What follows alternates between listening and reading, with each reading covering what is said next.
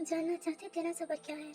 تو میں بتاتی ہوں کہ کیا ہے. یہ ایک ایسا چراغ ہے جو انسان کو اندھیروں میں بھی روشنی بخشتا ہے. صبر تو وہ خاموشی ہے جو انسان کو مضبوط ترین بنا دیتی ہے آنے والے حالات کے لیے، آنے والے وقت. صبر وہ دعا ہے جو لبوں پر نہیں بلکہ دل پر کی جاتی ہے.